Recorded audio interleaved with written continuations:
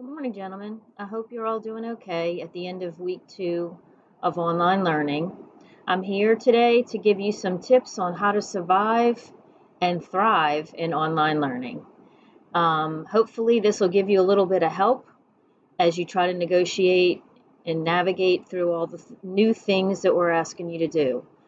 At the end of this video, there'll be some uh, attachments that might be helpful, a summary of this, as well as some templates you can use if they'll be helpful. Step 1 in surviving online learning is to keep a consistent schedule. Try to wake up about the same time every day. I know you like to be night owls, but try to keep a consistent schedule. Wake up about the same time and immediately check into your classes and make a list of all of the assignments that you have for that day. That way you have that right next to you as you work. Step 2, keep an organized workspace. Hopefully you have a place to work that's set up for you, that it stays consistent every day. Make sure it's a quiet area without a lot of distractions, and that it's comfortable but not too comfortable. No working in your bed. That's really not a good place. A bed is for sleeping. So make sure you have a comfortable and organized and quiet place to work. Make sure you have all of your supplies at your fingertips so that everything is where you need it to be and you can just get to the business of schoolwork. Step 3, you need a to-do list or you need to use your planner. At the end of this video, I've included a few templates for to-do lists that are actually made for keeping track of your assignments. So use that. If you would like to, you can download it. Fill out your planner or your list every morning as you write down your assignments from Schoology. Guys, just a word of advice. Don't just look at your updates on Schoology or just your calendar, because if it might not be on your calendar. So go to each class and check the assignments in each class to be sure that you have everything. Also add to your list not just your daily assignments, but anything that's a project, a long term that you might have to do over a period of time so that you don't lose track of it and you space that out over a few days so you can get it done. Step 4, and very important, use your time wisely. That is why we have steps 1 through 3, so you can be organized and just get down to the business of working. Most important thing that I'll say, watch all teacher conferences. Watch the videos live if possible, but if you have a conflict and you can't, you know those are available for 7 days. You can go back and watch them. Take notes, ask questions during the conferences if it's a live conference.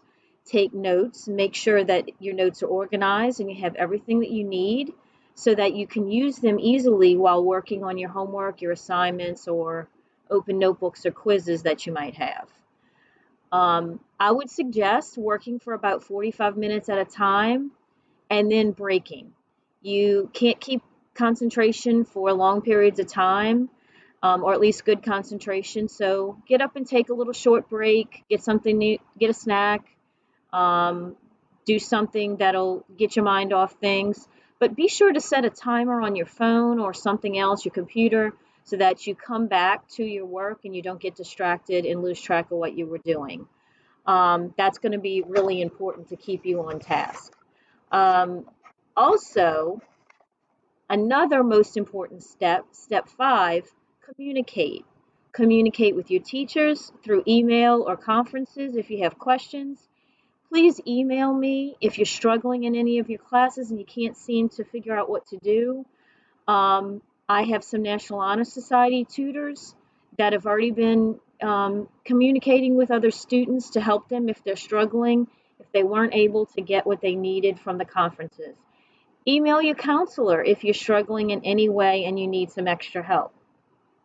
So here are the steps again, and I am actually including a link to help you to remember these steps. Step 1, keep a consistent schedule. Step 2, keep an organized workspace. Step 3, use a to-do list or a planner. Step 4, use your time wisely. Step 5, communicate, please. And as I end this conference, step 6, take care of yourself. It's been 2 weeks. Social isolation is tough. We miss our friends. We miss our social interactions. Skype or Zoom your friends so that y'all can say hi and see each other's face. Do some purposeful communication. Make it purposeful. Tell someone if you're struggling, personally or academically, your parents, your teacher, your counselor, and most importantly, stay safe. We want you all to stay safe and see you back at school as soon as we're able to. Guys, I hope some of these tips were helpful. We're all missing you, hoping that you're safe, and I will make sure to include in this video some attachments so that you can look back at this and see if any of it can be helpful.